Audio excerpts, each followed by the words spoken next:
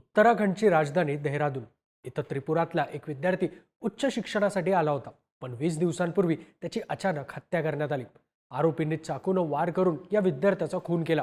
या घटनेनं आता देशाचं राजकारण ढवळून निघालंय. या हत्याकांडातला मुख्य आरोपी नेपाळमध्ये पळून गेल्याची बातमी आहे. पण इतके दिवस होऊनही त्याचा शोध लागलेला नाही. या घटनेनंतर राजधानीतलं वातावरण तणावपूर्ण आहे. लोक रस्त्यावर उतरून संताप व्यक्त करतायत. सोशल मीडियावरूनही या घटनेवरून आवाज उठवला जातोय. त्या विद्यार्थ्याला न्याय मिळावा अशी मागणी देशभरातून जोर धरू लागली.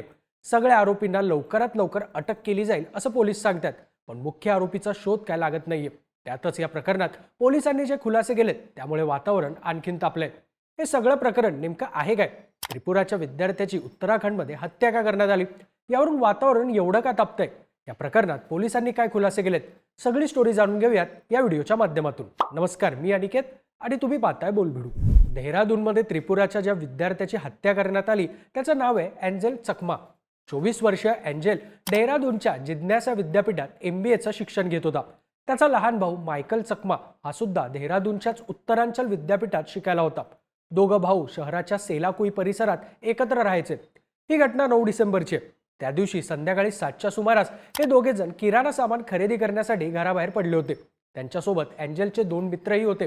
बाजारात पोहोचताच काही तरुणांचा ग्रुप त्यांच्या जवळ आला. त्यांनी त्यांच्या दिसण्यावरून कमेंट करायला सुरुवात केली. मायकल चकमाच्या म्हणण्यानुसार ते त्यांना सतत चायनीज, चिंकी आणि मोमोज असं म्हणून चिडवत होते. सुरुवातीला या दोघांनी त्यांच्याकडे दुर्लक्ष केलं, पण ते तरुण थांबले नाहीत. त्यांनी या दोघांना त्रास देणं सुरूच ठेवलं. शेवटी या दोघांनी त्यांचा विरोध केला तेव्हा त्या तरुणांनी त्यांना मारहाण करायला सुरुवात केली. एका तरुणानं मायकलवर हात उचलला. हे पाहून एंजेलमध्ये आला आणि त्यानं विरोध केला. यानंतर त्यांनी एंजेलला मारायला सुरुवात केली. तरुणांनी या दोघांना घेरून प्रचंड मारहाण केली. त्यांच्यावर चाकू आणि काठीनं हल्ला केला. त्यांनी एंजेलच्या पोटात आणि डोक्यावरही वार केले.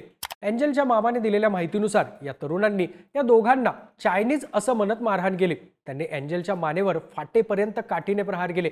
त्याच्या मानेतून रक्त वाहत होतं, पण त्यांनी मारणं थांबवलं नाही. मानेवर झालेल्या या जखमांमुळे एंजेलच्या डोक्यात रक्त साचलं असं त्याच्या मामाने सांगितलंय. मायकलने सांगितलं की मला जमिनीवर फेकून लात मारण्यात आली. या दरम्यान एका तरुणानं माझ्या डोक्यावर हातातल्या कड्यानं वार केला. त्यामुळे मी बेशुद्ध पडलो. काही वेळाने मी शुद्धीवर आलो तेव्हा माझ्या डोक्यातून रक्त वाहत होतं. त्या तरुणांचा ग्रुप एंजेलला मारहाण करून तिथून फरार झाला होता. या हल्ल्यानंतर एंजेल आणि मायकल यांना गंभीर जखमी अवस्थेत ग्राफिक एरा हॉस्पिटलमध्ये दाखल करण्यात आलं. मायकेलच्या डोक्याला साधी दुखापत झाली होती, पण एंजेल गंभीर जखमी होता. त्यामुळे त्याला ICU मध्ये दाखल करण्यात आलं. तिथे एंजेलनं तब्बल 17 दिवस मृत्यूशी झुंज दिली, पण त्याचा जीव काही वाचू शकला नाही. 26 डिसेंबरला पहाटे 4 वाजता एंजेल चकमाचा मृत्यू झाला. एंजेलच्या कुटुंबियांनी सांगितलं की हल्ल्यापूर्वी त्यानं हल्लेखोरांना आम्ही भारतीय आहोत असं सांगितलं होतं. एंजेलच्या मित्रांना सांगितलं की हल्लेखोरांनी त्याच्या दिसण्यावरून टिप्पणी केली. तेव्हा एंजेल म्हणाला की आम्ही चिनी नाही, आम्ही भारतीय आहोत. हे सिद्ध करण्यासाठी आम्हाला कोणतं प्रमाणपत्र दाखवावं लागेल? मायकल चकमा यानेही पोलिसांकडे अशाच प्रकारचं स्टेटमेंट दिलंय. मायकलने लेखी निवेदनात म्हटलं की आरोपी दारूच्या नशेत होते. आपण विरोध केला तेव्हा आरोपींनी आपल्यावर हल्ला करण्यास सुरुवात केली. या प्रकरणी 12 डिसेंबरला एंजेलच्या कुटुंबियांनी पोलिसात तक्रार दाखल केली. या प्रकरणात आतापर्यंत 5 जणांना अटक करण्यात आली. अविनाश नेगी, शौर्य राजपूत, सूरज खवास, आयुष बदोनी आणि सुमित तिलवाडी अशी अटक करण्यात आलेल्या तरुणांची नावं आहेत. यापैकी 3घांना तुरुंगात पाठवण्यात आले तर 2 आरोपी अल्पवयीन आहेत. त्यांची रवानगी बाल सुधारगृहात करण्यात आली. पोलीस अजूनही मुख्य आरोपी यज्ञराज अवस्थीचा शोध घेत आहेत.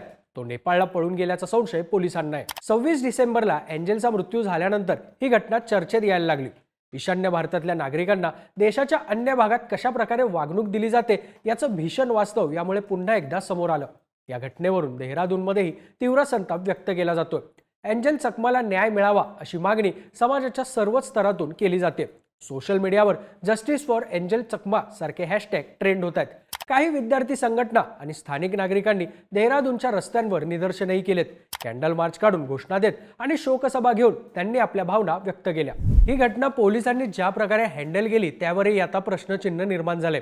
एंजेलच्या वडिलांनी आरोप केलाय की पोलिसांनी सुरुवातीला घटनेची तक्रार नोंदवण्यास नकार दिला होता. शेवटी ऑल इंडिया चकमा स्टुडंट्स युनियन सारख्या संघटनांच्या दबावामुळे पोलिसांनी 3 दिवसांनंतर FIR नोंदवला. FIR मध्ये एंजेल चकमावर चाकू आणि काठीनं हल्ला केल्याचा आणि त्याच्याविषयी वांशिक टिप्पणी केल्याचा उल्लेख आहे, पण त्यात हत्येच्या प्रयत्नाशी संबंधित कलमाचा समावेश करण्यात आलेला नाही. मायकल चकमा याने माध्यमांशी बोलताना सांगितलं की आपण 10 डिसेंबरला सेलाकुई पोलीस ठाण्यात तक्रार दाखल करण्यासाठी गेलो होतो. पण तिथल्या पोलीस अधिकाऱ्यांनी हे प्रकरण गांभीर्यानं घेतलं नाही. उलट त्यांनी जातीयता कशाला वाढवतो असं म्हणत नाराजी व्यक्त केली. शेवटी 12 डिसेंबरला FIR नोंदवण्यात आला. पण एंजलवर चाकूने जीवघेणा हल्ला झाला असतानाही FIR मध्ये अटेम्प्ट टू मर्डरचं कलम जोडण्यात आलं नाही असं मायकलनं सांगितलंय. घटना घडून 20 दिवस झाले तरी मुख्य आरोपी अजून ताब्यात आलेला नाही. तो उत्तराखंडमधून नेपाळला कसा पळून गेला हा मोठा प्रश्नच आहे. पोलीस आरोपीला पकडण्यासाठी छापे टाकतायत. त्याच्या अटकेसाठी 25,000 रुपयांचं बक्षीसही जाहीर करण्यात आले. उत्तराखंडच्या मुख्यमंत्री कार्यालयानुसार फरार आरोपीच्या शोधासाठी पोलिसांचं एक पथक नेपाळला पाठवण्यात आले. घटनेचं गांभीर्य लक्षात घेऊन सोमवारी उत्तराखंडचे मुख्यमंत्री पुष्कर सिंह धामी यांनी एंजल चकमाचे वडील तरुण प्रसाद चकमा यांच्याशी फोनवरून संपर्क साधला. दोषींवर कठोर कारवाई केली जाईल असं मुख्यमंत्र्यांनी सांगितलंय. महत्त्वाचं म्हणजे तरुण प्रसाद चकमा हे मणिपूरमध्ये BSFच्या 50व्या बटालियनमध्ये हेड कॉन्स्टेबल म्हणून तैनात आहेत. आता या घटनेचा पोलिसांनी जो तपास केला त्यातून वेगळाच अँगल समोर आलाय. पोलिसांनी एंजल चकमाच्या हत्येमागे वर्णद्वेषाचा अँगल असल्याचा दावा फेटाळून लावलाय. पोलिसांचं म्हणणं आहे की आरोपींपैकी एक जण मणिपूरचा होता. मग ही वांशिक द्वेषातून घडलेली घटना कशी काय असू शकते? ही घटना दारू पिल्यानंतर झालेल्या गैरसमजातून घडली आहे.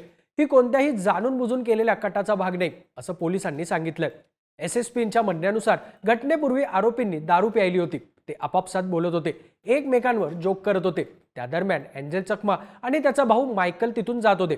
आरोपींनी केलेल्या कमेंट त्याच्या मित्रांसाठी होत्या, पण एंजल आणि मायकलला वाटलं की त्या आपल्यावर केल्यात. या गैरसमजामुळे एंजलनं आरोपींना त्या बाबतीत विचारलं, पण आरोपी दारूच्या नशेत असल्यानं परिस्थिती बिघडली. या वादाचं रूपांतर हिंसेत झालं आणि नंतर हाणामारी झाली.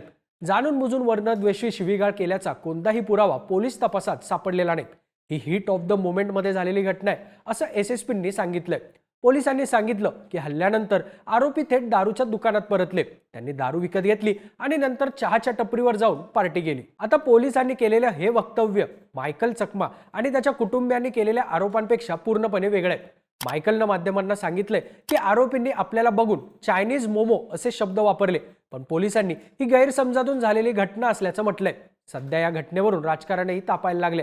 दिल्लीचे माजी मुख्यमंत्री अरविंद केजरीवाल यांनी एंजल चकमाची हत्या धक्कादायक आणि व्यवस्थेवरचा कलंक असल्याचं म्हटलंय. राहुल गांधी यांनी या घटनेसाठी भाजप सरकारला दोषी धरत अशा घटना म्हणजे समाजामध्ये रोज ज्या प्रकारे द्वेष पसरवला जातोय त्याचा परिणाम असल्याचा आरोप केलाय. तर केंद्रीय मंत्री किरेन रिजिजू यांनी या मुद्द्याचं राजकारण केलं जाऊ नये असं म्हटलंय. सध्या तरी त्रिपुराच्या एंजल चकमाच्या मृत्यूचं प्रकरण देशभरात चांगलंच गाजतंय. ही हत्या वर्णद्वेषातून करण्यात आल्याचं चकमाच्या कुटुंबियांचं म्हणणं आहे. तर पोलिसांनी मात्र असं काहीच घडलं नसल्याचं म्हटलंय. आता मुख्य आरोपीला कधीपर्यंत अटक होते, त्यानंतर या घटनेत आणखीन काय समोर येतं आणि एंजल चकमाला कधीपर्यंत न्याय मिळतो हे पाहणं महत्त्वाचं असेल. तुम्हाला या सगळ्या घटनेबाबतीत काय वाटतं? तुमची मतं आणि प्रतिक्रिया आम्हाला कमेंट करून नक्की सांगा आणि अशाच माहितीपूर्ण व्हिडिओज बघण्यासाठी बोलविडीच्या YouTube चॅनलला नक्की सबस्क्राईब करा.